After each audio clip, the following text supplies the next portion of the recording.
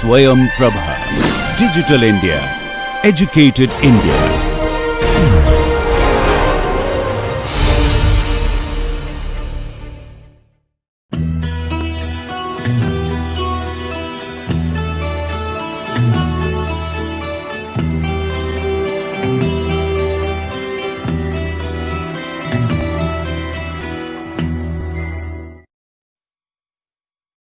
Did in the last lecture of reaction and diffusion that occurs simultaneously in a rectangular slab is something that you found a little hard. So what I'll do it today, before I go into the spherical coordinates or immobilized enzymes in the sphere, I'll try and recap once again what we did with the rectangular slab. So we're looking at this problem. Let's go to the transparency, and we're looking at this problem of the rectangular slab being here, and the enzymes are immobilized inside that rectangular slab. So these are impregnated, sort of encapsulated, and the length is the total length out in the direction in which the diffusion occurs is 2L. And what we are supposed to do is, this is a heterogeneous system essentially, right? But what we did was did a pseudo-homogeneous approximation of it, right? So once we do a pseudo-homogeneous approximation, we assume that reaction and diffusion occur simultaneously. So just recapping what we did. So just quick question: did any of you have any questions or doubts about what we did in the last class? About the concept? What your problem was with the concept, or your problem was with the calculations? Concept. Okay, so I'll run through the concept one more time. So the idea was that, here, let's go back. The idea was that when you have heterogeneous reactions, and say, for example, reaction in a porous catalyst, the reaction itself is heterogeneous, but when you look at it from macroscopically, from a large scale point of view, then you can assume the reaction to be homogeneous. Okay, what are the criteria? We discussed two criteria. One is that the length scale of heterogeneity over the macroscopic length scale should be very, very small. So in this case, for example, if I'm looking at a matrix like this excuse me, in which the enzyme is impregnated or encapsulated, the length scale of the pore over the entire thickness of the solid core. Okay, so this is the core, for example, or the total encapsulation. So if this length scale is L, say, or 2L, and the length scale of the pore is D, okay, the diameter of the pore, then D over 2L should be very, very small. That is my criteria number one, to be very specific. I said it in a little conceptual way. So that is, let me write it down also. So this is my encapsulation, the whole thing, and this length scale is L, and the length scale of a pore, for example, is, say, D, then D over 2L should be very, very smaller than 1. Okay, for the pseudo-homogeneous model.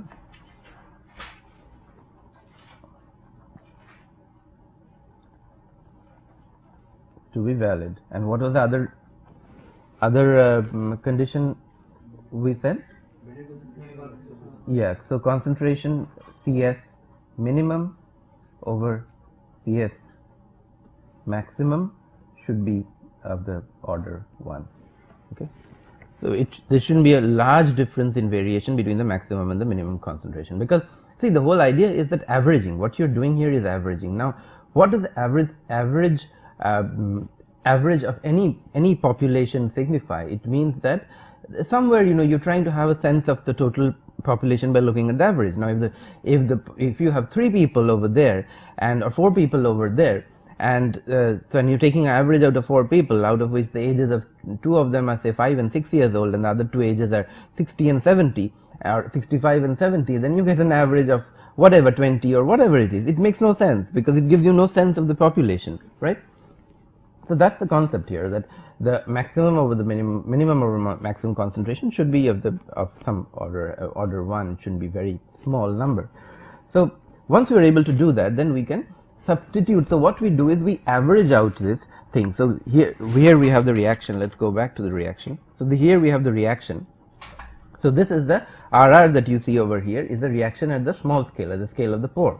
And if there is uniformity, more or less a uniformity in the concentration, and the minimum to the maximum pore scale size, minimum pore scale size over the macro scale size of the core scale is much smaller than 1, then we can do an averaging, which means that we take the reaction rate and integrate it over the volume and divide it by the total volume. Then you will get the average reaction rate, which is given over here as RV bar. Okay, so this is a basic concept. That should it should be okay right now, fine. So then we went over to the this particular example. So once we have been able to do that averaging, what we have been able to achieve, we have been able to convert a heterogeneous model, which is much difficult to, quite difficult to solve, to a homogeneous model. We call it a pseudo homogeneous model because it's not really homogeneous, we are just assuming to be homogeneous. So once we have been able to write the pseudo homogeneous model, so then we can write a reaction rate as time, just like a homogeneous reaction rate, which is first order homogeneous reaction rate, Kv times C. And again, why are we doing first order? Because we are looking at the two asymptotes of first order and zeroth order, and the Michaelis-Menten kinetics is somewhere going to be in between this. I am going to come and show you actually how the Michaelis-Menten kinetics looks like, maybe if not in today's class, in the next class. So once we have been able to write or assume a pseudo homogeneous model, then you simply assume that. So once you assume a pseudo homogeneous model, what does it come with? The other assumption that diffusion and reaction can run parallelly. Okay, so in reality, so what is the difference? The difference is this model that you are writing tries to mimic reality, but is not a direct actual representation of the reality. Okay, it's some sort of deformed representation of reality. So in reality, diffusion and reaction do not occur parallelly, they occur in series. But when you convert them into a pseudo homogeneous model, diffusion and reaction can be assumed to occur parallelly. So when you assume them to occur parallelly, then you can go back and write an equation of this sort that I wrote over here: d effective times Laplacian of C equals Kv times C. So Kv times C being the reaction rate and the left hand side being the diffusion rate. What is there to note here is the d effective, because we are using a pseudo homogeneous model, the effective diffusivity is the sum total of the diffusivity through the solids part of the material and through the fluid in the pores. Okay, so because you have different diffusivities, much different diffusivities actually through the solid and the fluid, and so if you had a simple fluid, the diffusivity would be much higher, whereas the effective diffusivity is going to be much lower than that because of the presence of solids. Fine. And then the solution was, I don't know if you had trouble with the solution we got by using the two boundary conditions. One is that at this extremity x equals plus minus L, actually shouldn't be 1, x equals plus minus L. So this boundary and this boundary, you assume that concentration equals KAV times C naught. Okay, fine. And the other condition was that at x equals 0, del C del x equals 0. That comes from symmetry. We assume that it's because it's exposed to the same boundary condition on both sides, so we assume symmetry. Okay. One thing I want you to understand at this point is that you can have this equation, but if I had two different boundary conditions on two sides, for example at x equals plus L I had KAV times C1 or C0 1, and then x equals minus L KAV times C0 2, then you cannot use a symmetry boundary condition, right? For symmetry you need symmetry of equation as well as symmetry of boundary conditions. The other boundary condition should be symmetric, right? So if you have the same slab and it's exposed to one kind of boundary condition, one kind of concentration on the left hand side, another kind of concentration on the right hand side, so of course you cannot expect symmetry. So in that case, how do you go and solve the equation? You don't have boundary condition 2, so what do you do?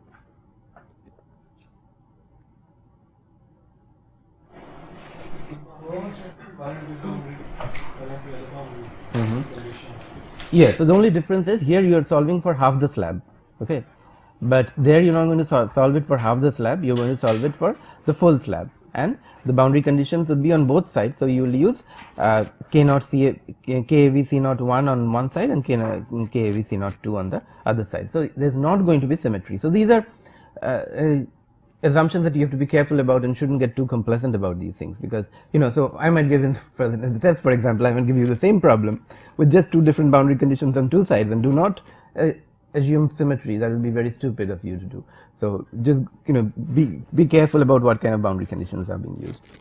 So then the solution of this is a very standard solution, which is a cos hyperbolic x and b cos hyperbolic y. But before we do that, what we did was we did the equations, turned the equations dimensionless, because it's easier for scaling, and when we turned the equations dimensionless, we got the dimensionless number Thiele modulus, which is KVL square over the effective. It's the ratio of the transverse diffusion time over reaction time. Okay. Why do we call it the transverse diffusion time? Because it's the diffusion time in the transverse direction. So this is the transverse diffusion time Td, and you can have a diffusion time in this direction as well, which is typically known as Tdx, which is actual diffusion time. So anyhow, so what would be the actual diffusion time? It would be the length scale L over here. If I am to write the actual diffusion time, the length scale L over here would be replaced by the actual diffusion length, right? So we repeat again. So Tdr, if I call this is the transverse diffusion time, say this is L square over D, okay, D effective, and if I have a actual diffusion time, then what would that be? So if this is my 2L and let's say this is my B, then that would be B square. Okay, not necessarily. This is D effective R and this is D effective X, because not necessarily the diffusion coefficients are going to be the same in the radial and the axial coordinates. Okay. So these are things I want you to understand, because for example the midterms are coming up, and one of the things I would like you to do when I give you a problem in the midterm is not to just pounce on the problem and solve it and get some numbers. That is not what I am looking at. What I am trying to look at is that how you approach a these systems that we are modeling over here, there are some intuitions, there are some assumptions, there are some understandings that come into the modeling. It's not just about pouncing on a system and writing an equation and solving it, because at the end of the day you might get a solution which do not in any way represent the system that you are trying to solve. So what is important is to understand the system. For example, I gave you this example of the boundary condition being asymmetric, one possibility. The other possibility is if you have to consider both axial and radial diffusions, then the diffusion times might be very different. Okay, and it's possible there are problems when there could be encapsulations in matrices where the radial diffusivity could be very different from the axial diffusivity, or in other words the radial diffusivity itself is varying axially. Okay, those kind of complications can come because these are matrices you make, and you can make them in certain ways. So do you see what I'm trying to say? So the you have a certain radial diffusivity, but the radial diffusivity itself is varying axially, right? Because the pore structure is varying the radial pore structure that you have might vary axially. Okay, so anyhow, so we did that, and we used x hat as x over L, my dimensionless coordinate, and theta as a dimensionless variable, c over kv c naught. Okay, and then my dimensionless equation became model became del 2 theta del x square equals phi square theta. Fine. And then the solution is, this is what we wrote, and I think we wrote it slightly differently. We wrote it cos hyperbolic and sin hyperbolic, and got rid of the sin hyperbolic. We got just the cos hyperbolic, and then what did we do? We calculated eta, the effectiveness factor. So the effectiveness factor is the reaction rate as it happens inside the matrix itself, which is a observed reaction rate, total reaction rate, actual reaction rate, actually not the intrinsic reaction rate, over the reaction rate, intrinsic reaction rate evaluated at the surface. Okay, that is how we had defined, if you remember, our eta. Yeah, so this was how we defined our eta, RV over RV evaluated at CS. Now RV, general RV is much lesser because the concentration inside is much lesser. Now if there were, this is something that you need to understand, if there were no diffusional limitations in the system, then your eta is going to be 1, right? So because of diffusional limitations that occur in the system, what happens, your RV is decreased because the concentration at any point inside the matrix is lower than that at the surface. So because the concentration is lower, and this being a first order reaction, it is different. Now what would you presume for a zeroth order reaction? This we discussed it in the different context in the last week's class, I believe. Eta will always be 1, right? Why is that? Because zeroth order reaction is independent of concentration A, and more than that, the whole idea of zeroth order reaction, as I told you, is based on the fact that there is plenty of substrate. Okay, if there is plenty of substrate, then the whole concept of mass transfer limitations does not come in at all, right? This is what we did in the previous thing that we did. So eta is this, and as I told you, that tan hyperbolic phi over phi is what comes out. Now what happens, one interesting thing that I asked you to do is remember this formula, eta is tan hyperbolic phi over phi. The reason being that this is a generalized formula. This is something that you can use. And how do you use this? This is there's a method called shape normalization. Have you heard of this? Shape normalization. So shape normalization is essentially that if you convert, if you have any shape, be it spherical, be it cylindrical, be it some very weird shape, you know, the pentagon or some kind of weird shape, pyramidal, which you cannot capture. So you cannot solve the equation in every shape, all of these shapes. So what you do is you transform these shapes into standard shapes, okay, for example a slab, and then you do all the calculations. And when you transform them, the only thing that is transformed is eta, for example, phi square, for example, it goes as kv L square over d effective, right. So that's your phi square. Now this L square over here is your shape normalized length scale, okay.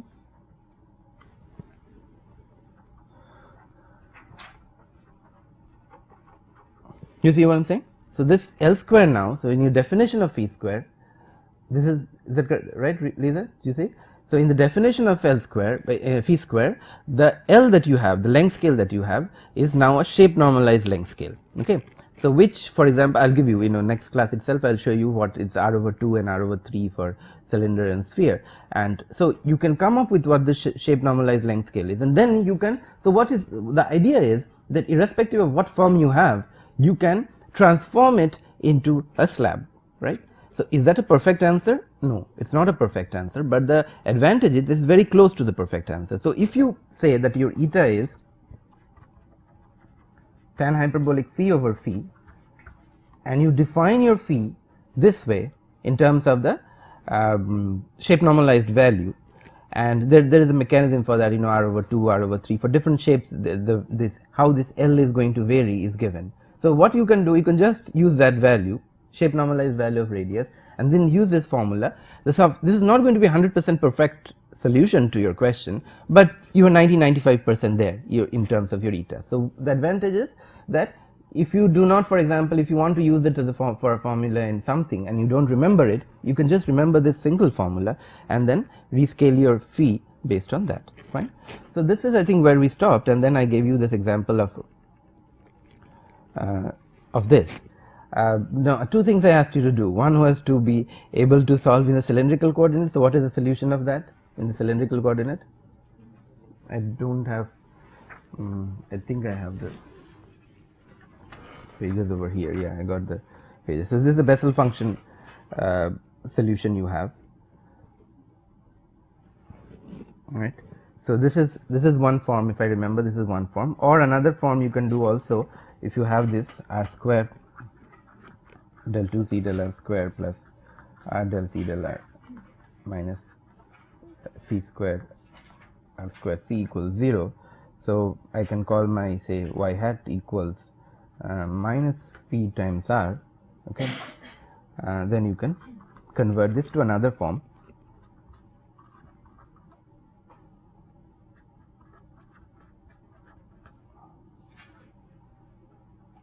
Okay, let's call this not y hat, let's call this psi, just for the sake of simplicity.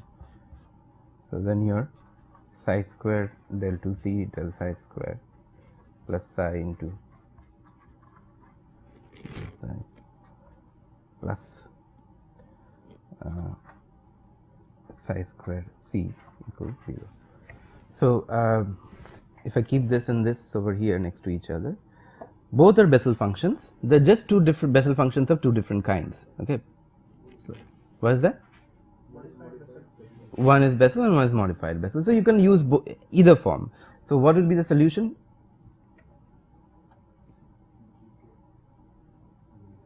What would be the solution of this one?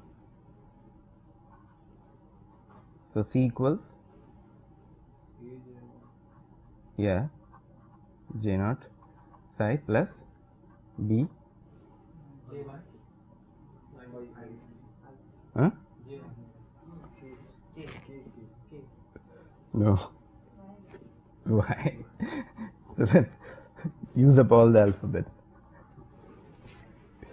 So this is the solution, and then the solution for this one would be, therefore, C equals some A hat. What would be? I and K. So those are the.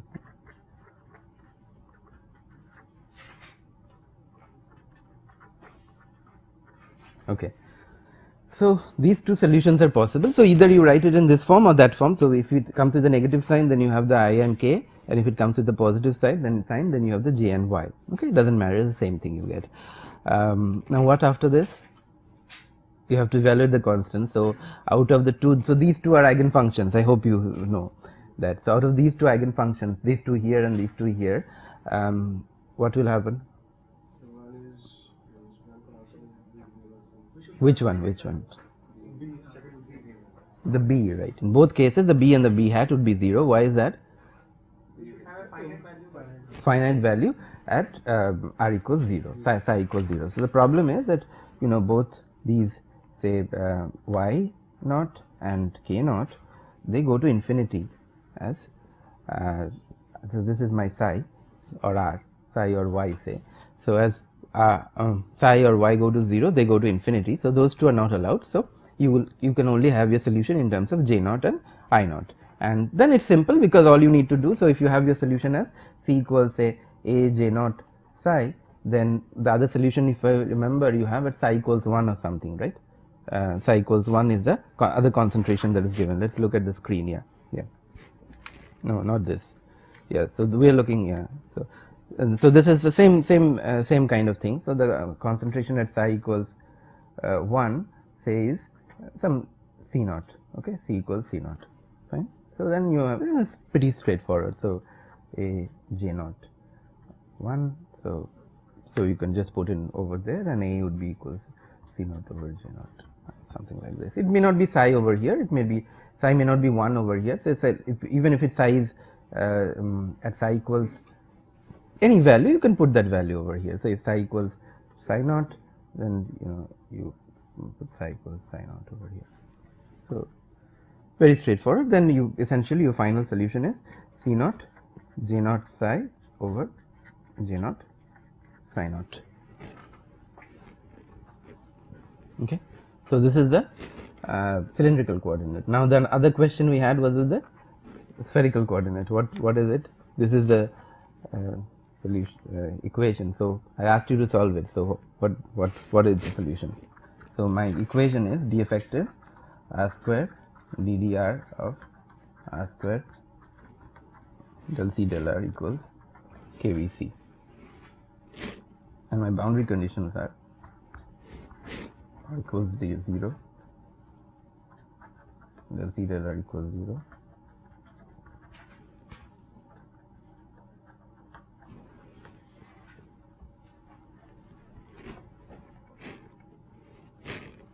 fine.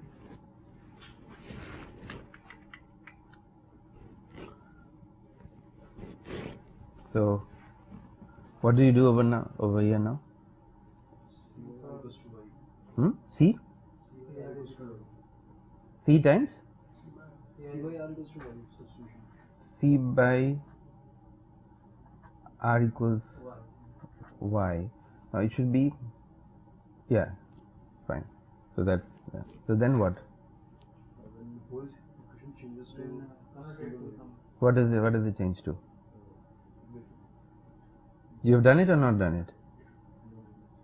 I asked you to do it yesterday. Come with d2y by dr square minus kv by df y is equal to 0. d2 Then d2y d2y by dr square minus kv by d effective y is equal to 0. right. So it can be solvable. Y is equal to c1 sin of h or something, and it is possible. No, it is not cos. It is exclusion. No, it's not cos, but at least this form is correct. So so okay, why, since none of you have done it, and nobody has done it, right? You have done it, but nobody else has done it. So I'll do it here. So this is my equation over here is the effective r square del r of r square del c del r equals kvy. So let's call it f equals C equals f over psi. Is that what you said? Something different? Is that what you assumed? Yeah, Yeah, but you said the other way around, I think. Right? You can also get it that way. C by R equals some other variable. Okay. Anyway, you check that, but this is something that gives, I know. So, my del C del R equals now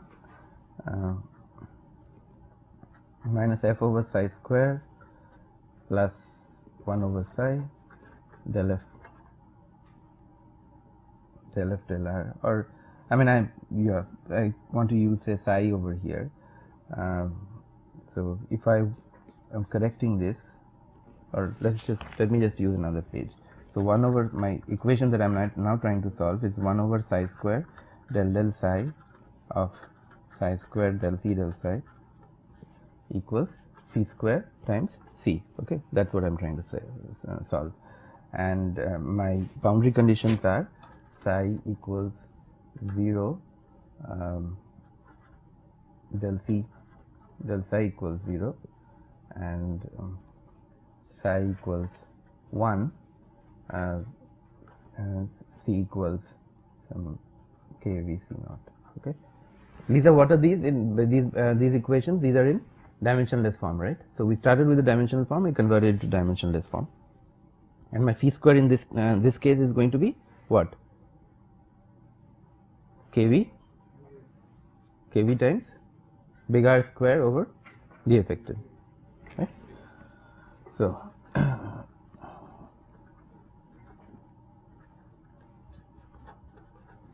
right. So now my assumption is C equals f over psi. So del C del psi equals minus f over psi square plus 1 over psi del C del psi, right? Then okay, so I go to the next one. So then my psi square del C del psi equals minus f plus psi into del C del psi. Okay, now del psi of this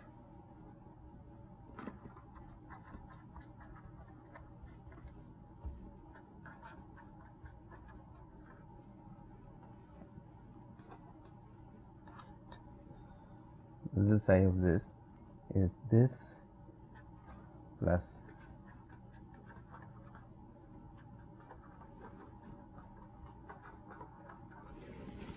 right, cancels out. So 1 over psi square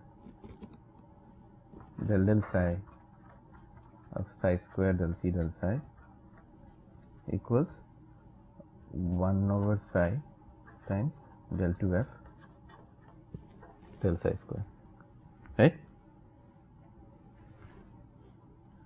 So my equation now, so this equals this.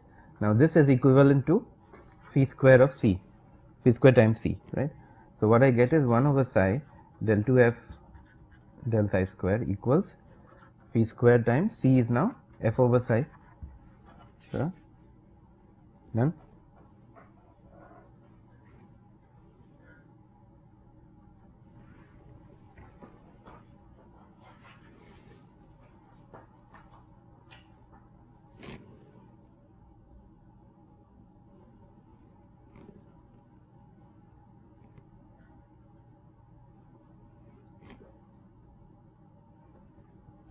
Okay, so my equation becomes del 2f del psi square equals phi square of f. So this is the equation that you've solved before, right? And the solution is cos hyperbolic and sin hyperbolic. Okay, so only thing that now left is a boundary condition. So my boundary condition earlier was psi equals 0, del C del psi equals 0. Now so which means that psi equals 0, del psi of f over psi equals 0, right? Which means that this is minus f over psi square plus 1 over psi del f del psi equals 0. Fine. Multiply all through by psi square, you will get minus f or psi times del f del psi equals f. This is your boundary condition, right, at psi equals 0, which means that f equals 0 at psi equals 0. Done? So, this you get your first boundary condition. The second boundary condition is what was that? Psi equals 1, yeah. Psi equals 1, C equals kV C naught, which means that F equals again same kV C naught at psi equals 1. Now, your solution to your equation is F is A cos hyperbolic phi p psi plus B sin hyperbolic phi psi, right. So, first boundary condition was f equals 0 at psi equals 0 implies that A is 0, right.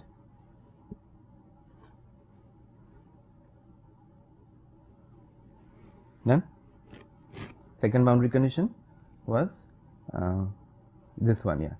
So, f equals kV C naught at psi equals 1. So, which means kV C naught equals B sin hyperbolic phi. If I remember right, last time it was my eigenfunction that remained was the cosine hyperbolic, right. This time the sine hyperbolic remains because of the boundary conditions. So, which means that B equals kV C naught over sine hyperbolic phi. That means my f is kV C naught sine hyperbolic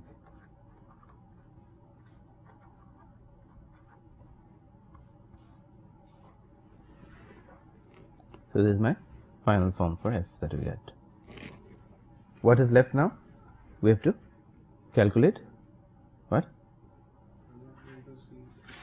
Oh, yeah, converting into C is not a problem. So, C is f equals f over eta. So, which is kV C naught over psi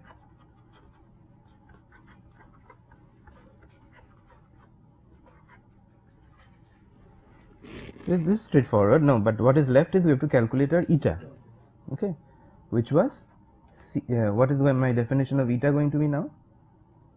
C times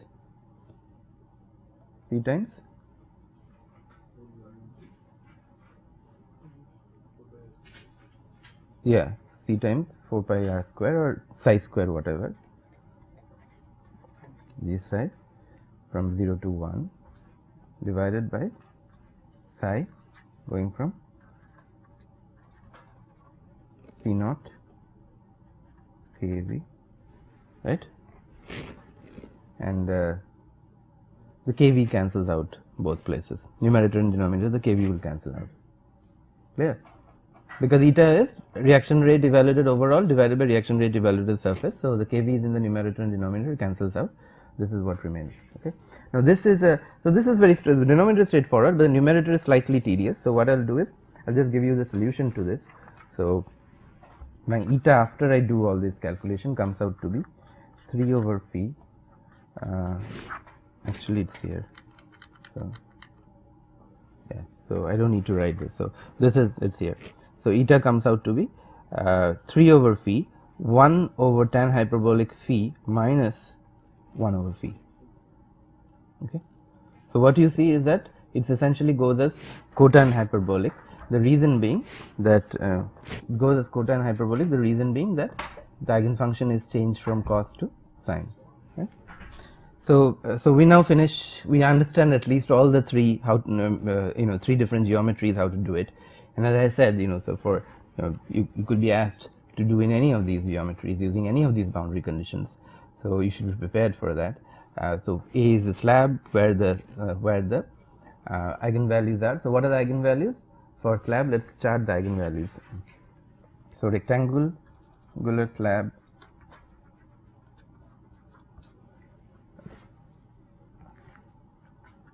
What are the eigenvalues? Cos hyperbolic and sin hyperbolic, or it could be cos and sin, in which case for the, or in other words for the product. Yeah, not necessarily for the product. Yeah, if it's a yeah, if it's instead of taking part, let's see, how can it be, how can there be a source term for the substrate? Yeah, maybe the substrate is produced from some other reaction. So this is a freak case, but source term, let's say. But I just want to chart the eigenfunctions. Okay, so this is a normal case, and this is a special case if there is a source term. I just want to write all the. So the next one would be cylinder. Cylinder would be J naught psi and Y naught, or I naught psi and K naught. Okay, depending on source and sink. Is that clear? Okay, and then what about the sphere? The sphere would be cos hyperbolic 1 over psi cos hyperbolic and 1 over psi sin hyperbolic, or it would be 1 over psi cos and 1 over psi sin. This is for a source term, special case. Is that clear to all of you? So I am charting out all the three possibilities. So rectangular slab is cos hyperbolic, sin hyperbolic. Typically, if there is a source term for this substrate, it could be, instead of a sink, it could be cos or sin, but special case again. Cylinder is J naught Y naught typically, or you can write it as I naught K naught also. And sphere is cos hyperbolic over psi and sin hyperbolic over psi. It could be cos over psi and sin over psi for special case where there is a source term. Okay.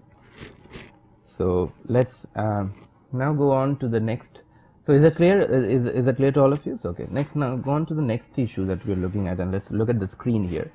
So till now what we did was, and this is a slightly more complicated form, a slightly advanced form of what we are doing. So till now what we did was we looked at encapsulated matrices where the enzyme was entrapped only outside, and now we are looking at a more practical case where the enzyme is entrapped outside as well as inside the matrix. So we looked at enzyme trapped outside, or enzyme kind of covalently attached outside. Then we looked at the case where enzymes were entrapped inside, and now we're looking at the case where both these things happen. So enzyme is entrapped inside as well as it's covalently attached to the surface, right? So this is a slightly more complicated case. So what do you think? What are your suggestions on what should be the equation on the boundary conditions in this case?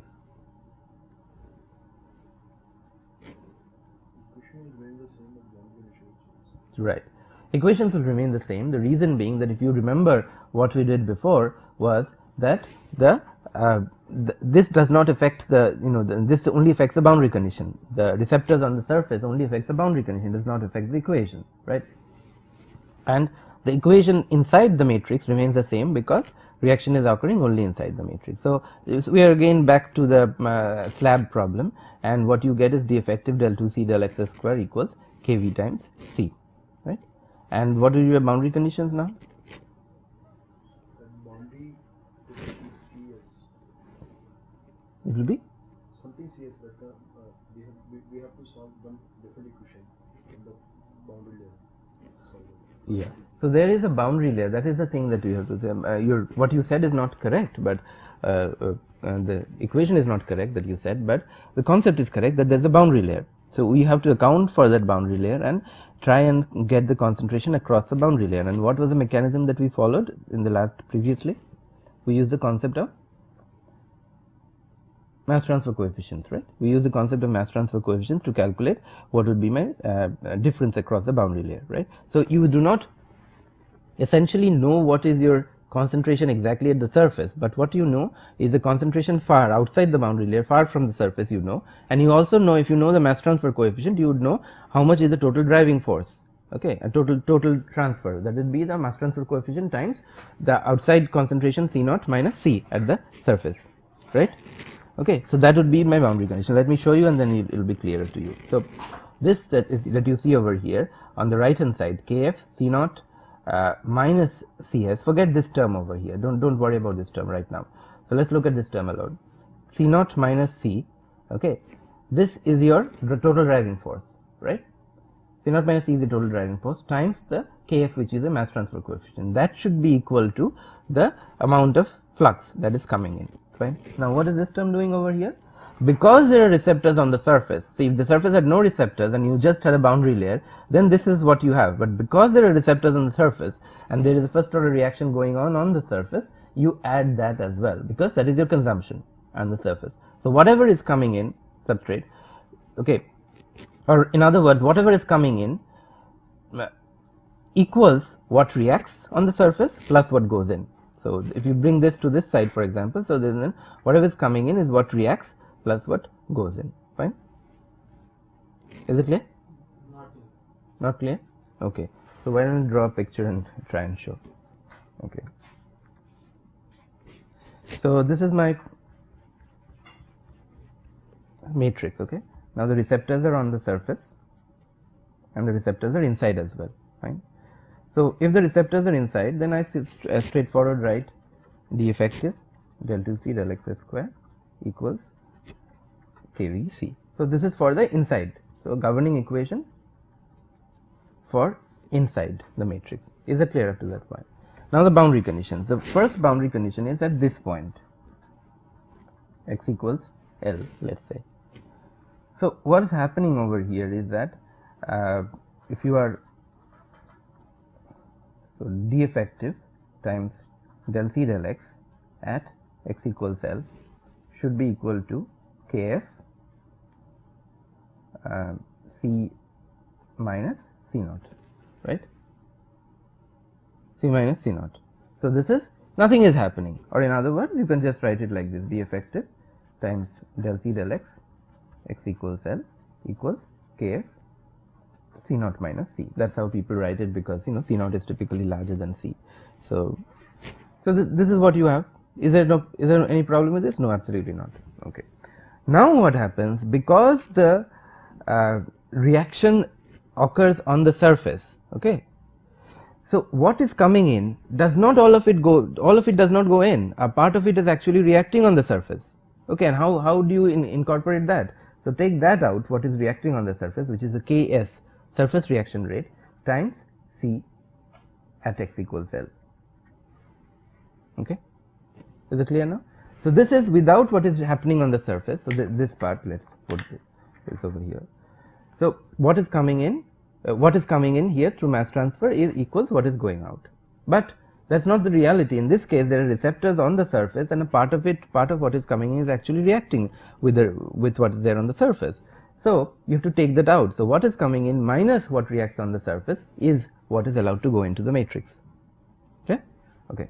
So that is my BC1. And BC2 is again the same, the straightforward BC,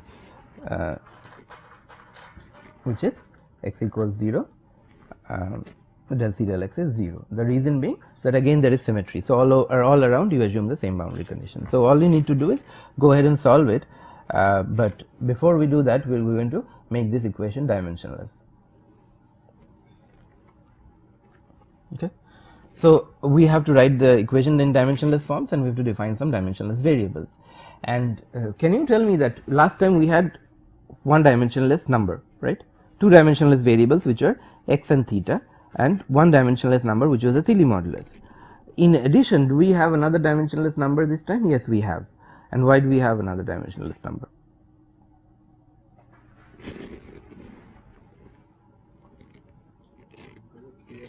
Because of Kf. Because see, dimensionless numbers are always quantitative of the physical phenomena that is happening. That is the way you have to look at it, not in terms of coefficients and so on. So earlier, what were the physical phenomena that were there? Earlier case, what was the physical phenomena that was there? The diffusion and reaction. So you had phi square, which was a ratio of diffusion time over reaction time. Now what you have? Diffusion reaction and let us call this Tm, external mass transfer. Okay. So, these three phenomena occur simultaneously. So, you will have therefore two dimensionless numbers. One would be say a ratio of, so out of these three you can get any two independent dimensionless numbers. So, it could be Td over Tr is 1, and then you can have say Tm over Td, which is, I will come to that. So, typically these are the two numbers that are used. One is the ratio of the diffusion time to reaction time phi square, and another one is the ratio of mass transfers. So, here for example what you have is, this is a external mass transfer and diffusion is internal mass transfer. So, what you have is another number which is the ratio of external to internal mass transfer. Okay. In addition, you can form another number actually, because you have surface reaction, and the rate for surface reaction is going to be different from the rate from the reaction inside the matrix. Why is that? Because inside the matrix it is a volume average rate, whereas the surface reaction rate is the intrinsic rate based on the surface reaction rate. So, you can form another number there, we are not going there, but there is a possibility. Okay. So, let us look at what we have over here. So, we have theta, which is C over C naught kV, okay, x hat, which is x over L, we have phi square, which is kV times L square over D effective, and then we have this quantity Biot number, which is the ratio of intraphase mass transfer, or in other words internal mass transfer time over interphase mass transfer, in other words external mass transfer time. Okay. So, this is a new number that we have, and you have studied this number elsewhere, but we just get back to it here. So, phi square is your ratio of transverse diffusion to reaction, or interphase mass transfer to reaction if you want, and Biot number is the ratio of intraphase mass transfer to interphase mass transfer, in other words internal mass transfer time over external mass transfer time. Okay.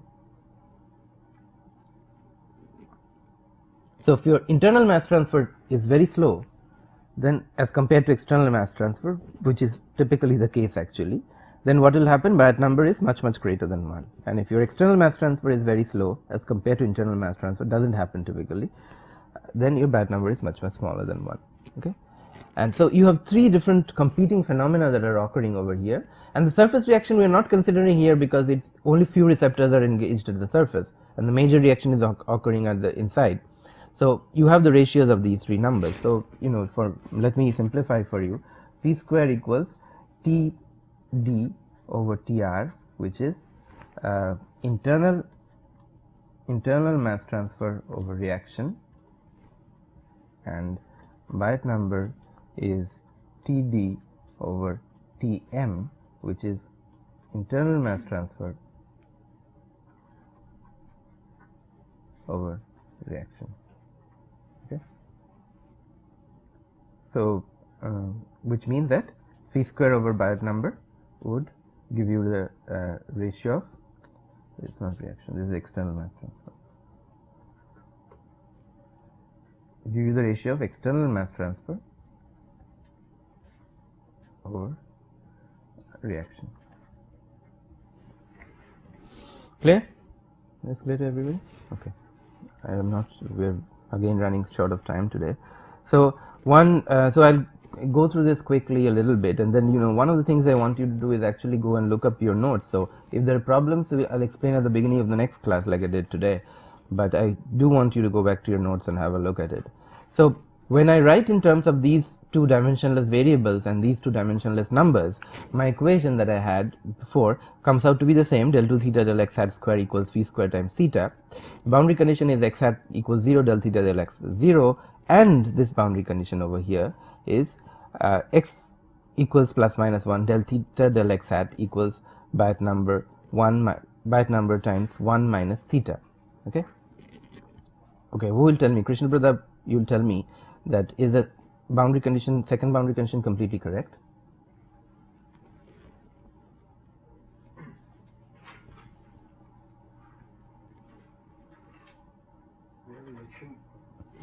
Right. So, this boundary condition had been written without the reaction into consideration. So, you get del theta del x hat equals Biot number into 1 minus theta at x equals 1, if you have a reaction term, it doesn't make much of a difference. What happens is you just put a gamma out here, okay, because the reaction term, if you remember, also has the external boundary condition, which is that x at x equals 1. So basically what you have is this. So you can add your gamma over there, and then gamma will have the ks over kv and so on. So just a factor over there. Okay, is it clear? Let me go back and show you, then it will be clearer. Again, here, if you look at this equation, this is kf c naught minus x at plus minus 1, okay, minus ks times x at plus minus 1. Okay, so you can club, what I am trying to say is this and this are two same variables, and you can club these two same variables. So what you will have is d effective del c del x equals kf c naught minus kf plus ks over kf c at x equals 1, right? Fine. So this number is your gamma, that's all I am saying. So gamma equals kf plus ks over kf, right? So in the same, I have this boundary. So in dimensionless coordinates, x equals plus at x equals plus minus 1, del theta del x hat is Biot number times 1 minus gamma, where gamma is kf 1 plus ks over k. Yeah. So that would not change your solution or any of these things, just the boundary condition would be slightly altered. As a result, your constant would be slightly altered, but otherwise it would not change anything else. Okay. So as we don't have a lot of time today, so let's quickly summarize this. So we did this, and there is no reason for us to repeat. So theta equals a cos hyperbolic x plus b cos hyperbolic sin hyperbolic phi x. So there is no reason for us to repeat. So del theta del x would be 0 at x equals 0. So b would turn out to be 0, and theta would be this, and all you need to do is apply this boundary condition at this end, okay, and you will get your solution. So I did this without the gamma out here, but you can just put the gamma in there, and it wouldn't make any difference to your equation. So this would be your theta that you get at the final thing, but again without the gamma. And if you put the gamma in here, if I remember, yeah, so it will come over here. The Biot number would come with a suffix of gamma. Okay, so it will be Biot number times gamma cos hyperbolic x and this. So what I want you to do is just go and redo this and see where the gamma comes in. I am sure it comes in over here, but just for you to check. Now, so this is, once you write it in this form, then you can write it in the tan hyperbolic form as well, because sin hyperbolic over cos hyperbolic, and then you get the tan hyperbolic phi over tan hyperbolic p and so on, and these are values at x equals 1. So this is general theta, and this is evaluated at x equals 1, the surface concentration. Fine. Now why do I do that? Because I need to evaluate the eta, the effectiveness factor. So I just need to evaluate that. So my RV, the average volumetric average, is given by kV over L times integral of this from 0 to 1, okay, which is the integral of this. Is a little complicated integral, and then eta comes out to be tan hyperbolic phi over Biot number tan hyperbolic phi of plus 1. This is what it comes out to be. This is because RVCS is this number, so this gets cancelled with this over here, and this is what remains. So I think we're doing it probably a little fast today. So I would stop here, but I think probably we might. Is it clear to everybody, or do we need to go back to it at the in next lecture? What I want you to do is just go back and put this gamma over here that we had here. Okay, there's a gamma out here. So you just, and as you see that my intuition tells me that the gamma comes here with the cos hyperbolic term. So wherever there is a cos hyperbolic term, the gamma would come there. Okay, and then you can just, then the rest is easy. But again, these integrals are not very easy. That's the problem. The integrals are actually not very difficult either, because it's just cos hyperbolic. So the denominator is something you don't need to worry about. So this is just cos hyperbolic. The integral of that would be sin hyperbolic. But the thing is that we can't really go through each of these steps in this class. So if you want, it looks like I still have a couple of minutes. So if you want, I can go through this. So theta equals Biot number cos hyperbolic phi x times